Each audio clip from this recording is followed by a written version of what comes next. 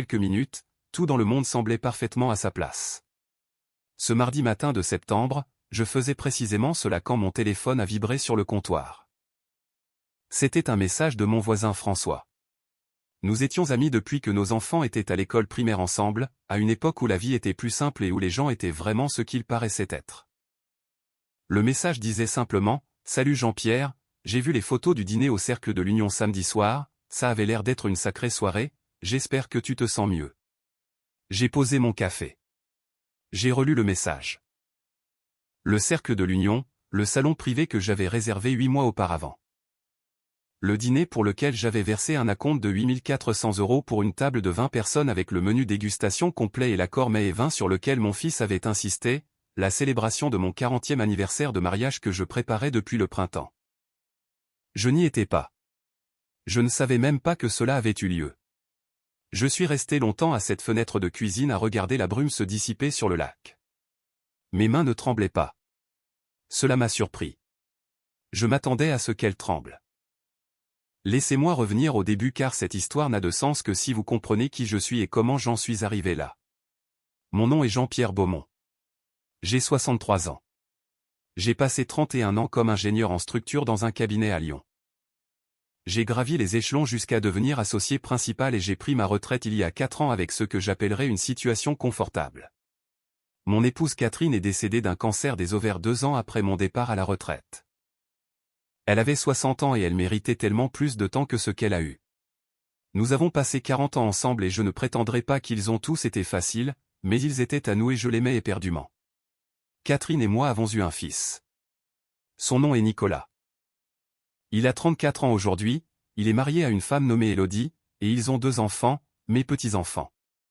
Lucas, qui a 8 ans, et Léa, qui en a 6. Nicolas travaille dans les services financiers à Lyon, gagne bien sa vie, habite une maison à Écully pour laquelle Catherine et moi les avons aidés avec un apport de 60 000 €. C'était en 2017, lorsqu'il luttait pour entrer sur le marché immobilier, nous n'avons pas hésité une seconde. On aide ses enfants. C'est ce qu'on fait. Après la mort de Catherine, je me suis investi totalement pour être présent pour la famille de Nicolas. Je pense qu'une partie de moi avait autant besoin d'eux qu'ils avaient besoin de moi, peut-être plus. Je gardais les petits-enfants les week-ends quand Nicolas et Élodie voulaient du temps pour eux. J'ai payé l'équipement de football de Lucas 3 saisons de suite, ce sport peut vous ruiner si vous n'y prenez pas garde. Quand la voiture d'Élodie a dû être remplacée en 2023, j'ai co-signé le financement parce que son historique de crédit avait connu une période difficile dans sa vingtaine. J'ai acheté à Léa le violoncelle qu'elle demandait et j'ai payé 1 an de cours. Ce n'était pas de grands gestes. C'était l'arithmétique ordinaire de l'amour. Du moins, c'est ce que je me disais. Le dîner d'anniversaire était mon idée. Catherine et moi aurions célébré nos 40 ans en octobre. Elle était partie depuis 2 ans à ce moment-là, mais je voulais marquer l'occasion, non pas avec du chagrin, mais avec de la gratitude. Je voulais rassembler les personnes qui nous avaient connus en tant que couple et leur dire merci d'avoir fait partie de nos vies. J'en avais parlé à Nicolas en février. Il s'était montré enthousiaste, plus qu'enthousiaste, en réalité. Il avait pris en charge l'organisation presque immédiatement. « Papa, laisse-moi gérer les détails », avait-il dit, « tu n'as qu'à venir. » J'aurais dû l'entendre différemment. Je ne l'ai pas fait. Il m'a dit que le cercle avait un salon privé disponible le 3e samedi de septembre. Il avait déjà parlé au coordinateur des événements, obtenu les options de menu, étudié la carte des vins. Il était minutieux, efficace. J'étais sincèrement touché. Je pensais que c'était mon fils qui prenait ses responsabilités, honorant la mémoire de sa mère, prenant soin de son père. Je pensais que cela signifiait quelque chose. Au fil des mois suivants, j'ai transféré de l'argent à Nicolas au fur et à mesure qu'il le demandait. L'acompte en janvier de 8 400 €. Le solde du traiteur en juillet de 11 200 €. Le forfait vin en août de 4 600 €. Les fleurs, un photographe professionnel, un petit livret souvenir imprimé avec des photos de Catherine et moi à travers les décennies, encore 3 800 €. Je lui ai aussi donné 4 000 € pour couvrir les frais de voyage et d'hébergement de la sœur de Catherine, Patricia, qui venait de Bordeaux, et pour la meilleure amie de Catherine, Diane, et son mari, qui venait de Nantes. Au total, j'ai donné à Nicolas un peu plus de 32 000 € pour cette soirée. Je n'ai pas suivi les comptes avec précision à ce moment-là. Je lui faisais confiance. Ce que je ne savais pas, ce que je ne découvrirais que lorsque François m'a envoyé ce message le mardi matin, c'était que le dîner avait eu lieu le samedi soir précédent sans moi. Je veux que vous réfléchissiez à cela un instant.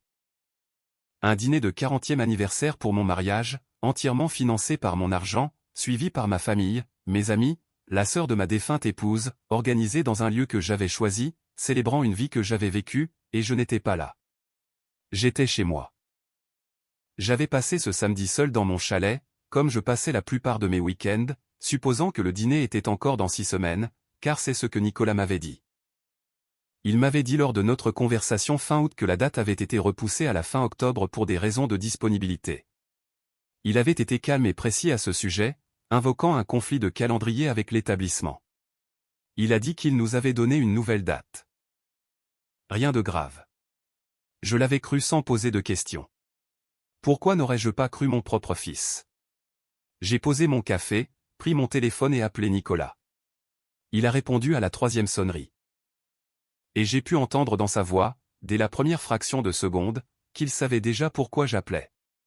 Papa, a-t-il dit, Nicolas, j'ai gardé une voix égale, j'ai reçu un message de François Delaunay ce matin, il a vu des photos sur les réseaux sociaux du cercle samedi dernier. Silence. Nicolas, est-ce que le dîner a eu lieu samedi dernier?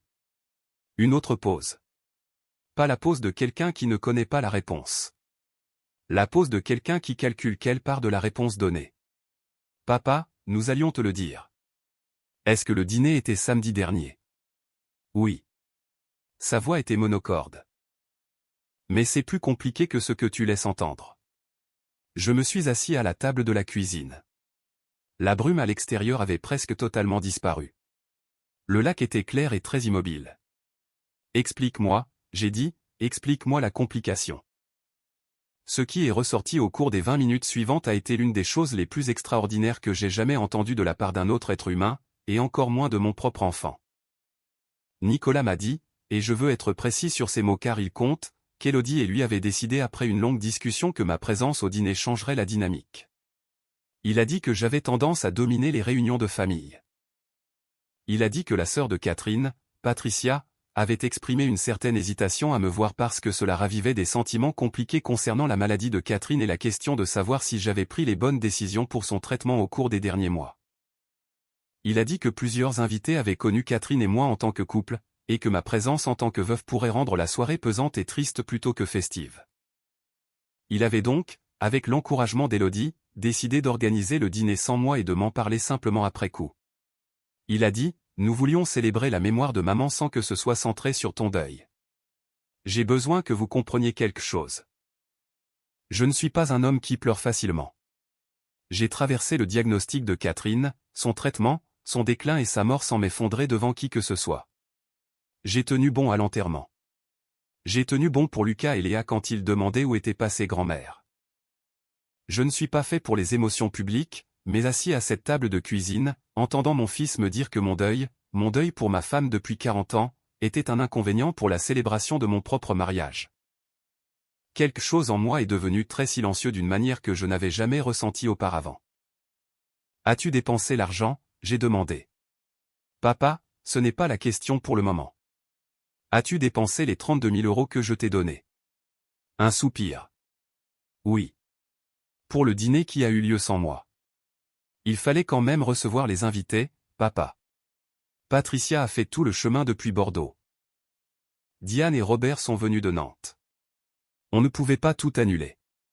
Tu aurais pu me le dire, j'ai dit. Tu aurais pu prendre le téléphone et me dire la vérité. Tu aurais insisté pour venir et cela aurait tout gâché.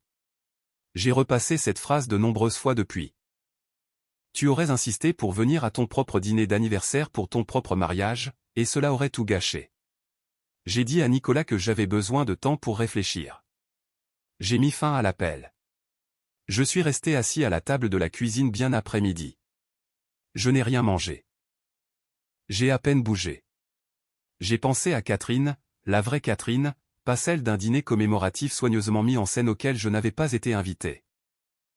J'ai pensé à la première fois que je l'avais vue lors d'une fête à Grenoble en 1983, portant un pull jaune et débattant avec quelqu'un au sujet de Mitterrand avec une énergie que je trouvais totalement irrésistible. J'ai pensé à l'année où nous étions fauchés et vivions dans un petit appartement à Villeurbanne et où nous nous étions offert des cartes écrites à la main pour notre anniversaire parce qu'il n'y avait rien d'autre à donner. J'ai pensé à la nuit où elle m'a annoncé que le cancer était revenu et que nous sommes restés sur le parking de l'hôpital pendant 2 heures avant de trouver la force de rentrer à la maison. Aucun de ces souvenirs n'était présent dans ce salon du cercle. Au cours des jours suivants, j'ai passé quelques appels. J'ai parlé à François.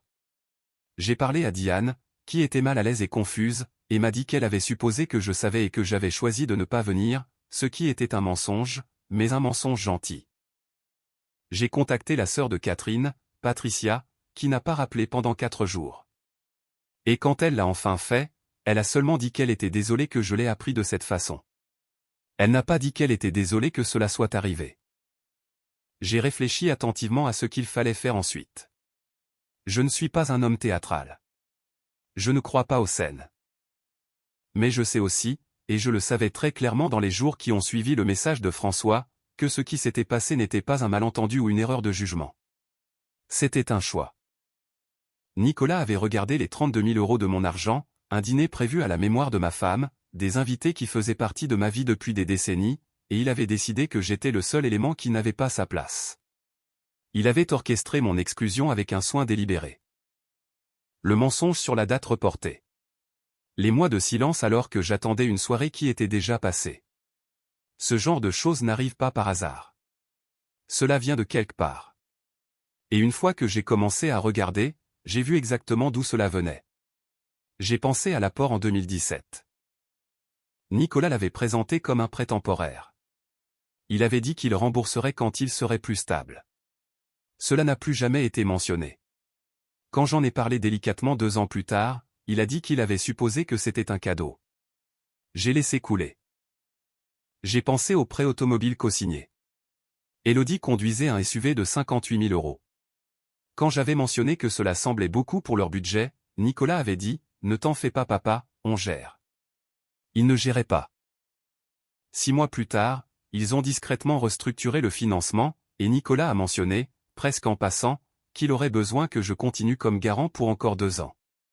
J'ai accepté. J'ai pensé aux frais de football de Lucas, au violoncelle de Léa, au voyage familial sur l'île de Ré l'été avant la mort de Catherine quand j'avais payé toute la location de la maison parce que Nicolas disait qu'ils étaient un peu justes ce mois-là. Ce n'était pas qu'une chose isolée était scandaleuse. C'était l'accumulation, la supposition constante que mes ressources étaient disponibles sur demande et que mes besoins, ma présence, mon deuil, mon désir d'honorer mon propre mariage étaient négociables. J'ai appelé mon avocate le jeudi. Son nom est Sandrine Lefebvre et elle gère mes affaires depuis 12 ans. Je lui ai demandé de revoir mon testament.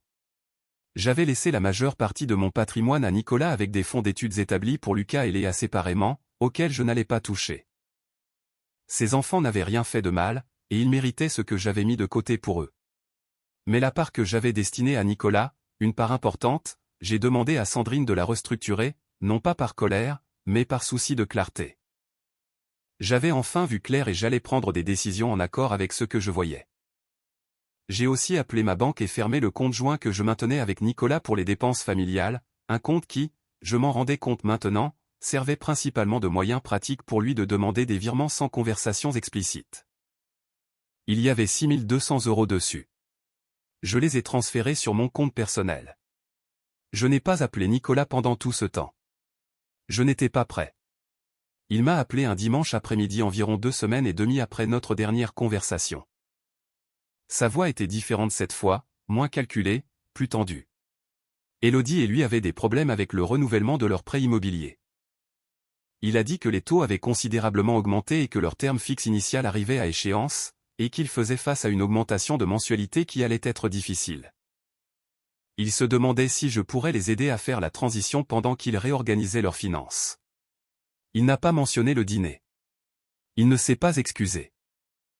Il a pris des nouvelles, m'a dit que Lucas avait marqué 3 buts à son dernier match, que Léa avait un récital bientôt, des choses normales. Puis il est revenu à la situation de l'hypothèque. Je l'ai laissé finir.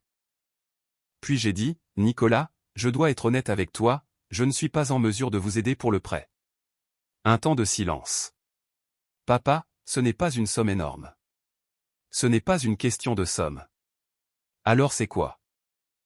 C'est à propos d'un dîner au cercle, j'ai dit calmement, et de 32 000 euros, et du fait que tu ne t'es toujours pas excusé. La conversation qui a suivi n'a pas été facile. Nicolas a d'abord été sur la défensive, puis blessé. Puis, dans un moment qui m'a surpris, il s'est mis en colère. Il a dit que je prenais la famille en otage avec mon argent. Il a dit que Catherine n'aurait pas voulu que je sois comme ça. Il a dit que le dîner avait été une soirée magnifique et que j'étais en train de l'enlaidir en le transformant en un conflit financier. J'ai tout écouté. Puis j'ai dit, ta mère aurait été dévastée, pas par ma réponse, mais par ce que tu as fait. Je ne sais pas si cela l'a touché. Je ne sais pas si quoi que ce soit de ce que j'ai dit cet après-midi-là l'a atteint. Il a fini par raccrocher, et la ligne est devenue très silencieuse. Je suis sorti sur le ponton et je suis resté assis là pendant un long moment. La Haute-Savoie était en plein automne à ce moment-là. Les érables autour du lac brillaient de rouge et d'orange. L'air avait cette clarté froide qui n'arrive qu'en octobre, le genre d'air qui rend tout très précis. J'ai repensé à Catherine. J'ai pensé à ce qu'elle aurait dit parce que je savais exactement ce qu'elle aurait dit. Elle aurait dit, Jean-Pierre, tu savais, tu l'as toujours su, tu l'aimais juste trop pour vouloir le voir. Elle aurait eu raison. Environ 3 semaines après cet appel, ma belle-fille Élodie m'a envoyé un message. C'était tard un soir de semaine, et le message disait seulement, Jean-Pierre, je veux que tu saches que c'est moi qui ai poussé pour que le dîner se passe comme ça, ce n'était pas seulement la décision de Nicolas, je suis désolé. Je l'ai lu plusieurs fois. J'ai répondu, merci de me l'avoir dit Élodie, je le pense vraiment. Je n'ai rien reçu d'autre de sa part depuis, mais ce message a compté pour moi plus qu'elle ne le pense probablement. Cela m'a appris que quelque part dans cette maison, au moins une personne comprenait le poids de ce qui s'était passé. La chose à laquelle je ne m'attendais pas est venue de mon petit-fils, Lucas. Environ un mois après que tout cela a éclaté, je suis allé à Écully pour le récital de piano de Léa. J'avais été invité par Léa elle-même. Elle m'avait appelé sur le téléphone de Nicolas un soir, sa petite voix sérieuse me demandant si je viendrais, et il n'y avait aucune version de l'univers dans laquelle je disais non à cela. Le récital avait lieu dans le gymnase de son école avec des chaises pliantes et des programmes en papier, et Léa a joué un morceau que je ne connaissais pas mais qui sonnait pour mon oreille totalement profane comme quelque chose dont on pouvait être fier. Après, sur le parking, Lucas est venu se tenir à côté de moi pendant que Nicolas et Élodie parlaient au professeur de Léa. C'est un enfant sérieux, Lucas, calme, observateur, il ressemble plus à Catherine qu'à l'un ou l'autre de ses parents. Il regardait le sol quand il a dit, « Papy, j'ai entendu maman et papa parler de toi à propos du dîner. » J'ai attendu. J'ai regardé sur Internet, a-t-il dit, les photos, j'ai vu tous les gens qui étaient là. Je n'ai rien dit. Tu aurais dû être là, a-t-il dit, juste comme ça, avec cette évidence que les enfants de 8 ans ont parfois pour dire des choses qui tranchent à travers tout. Tu as payé pour ça et tu aurais dû être là. J'ai posé ma main sur son épaule. Merci mon grand, j'ai dit, ça compte beaucoup. Il a hoché la tête une fois, comme un petit homme qui a dit ce qui devait être dit, et il est retourné se tenir près de sa sœur. Je suis rentré de ce récital en pensant à ce que cela dit d'une famille quand c'est l'enfant qui comprend le plus clairement la notion de justice. Lucas avait vu les photographies, fait son propre compte-rendu silencieux et était arrivé à la seule conclusion raisonnable. Je n'avais eu besoin de rien lui expliquer. La situation s'était expliquée d'elle-même. Cela fait plusieurs mois maintenant que tout cela a commencé. Nicolas et moi sommes dans une sorte de détente prudente. Nous nous parlons occasionnellement, généralement au sujet des petits-enfants, et nous sommes polis de cette manière dont les gens sont polis quand ils naviguent autour de quelque chose de massif et de non-dit. Il ne m'a plus redemandé d'argent. Je ne sais pas si c'est permanent ou temporaire. Je suppose que je finirai par le savoir. J'ai fait la paix avec ce qui s'est passé. Pas la paix comme on l'a fait avec quelque chose qui était justifié ou acceptable, mais la paix comme on l'a fait avec une vérité qu'on refusait de voir. Mon fils a profité de mon deuil, de ma générosité et de mon amour pour lui. Il a pris une décision calculée de m'exclure d'un événement qui n'existait que grâce à moi et pour la mémoire de ma femme, parce que ma présence était moins pratique que mon argent. C'est une chose réelle qui s'est produite. Je peux la regarder clairement maintenant.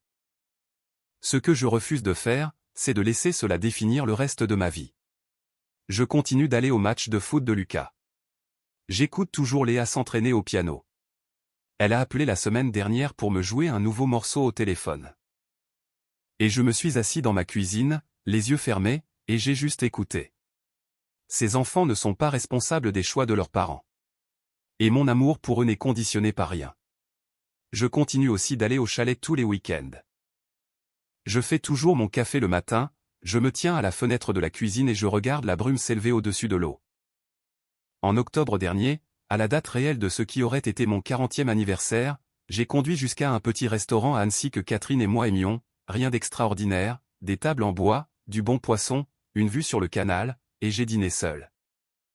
J'ai pris un verre de vin rouge et j'ai pensé à elle.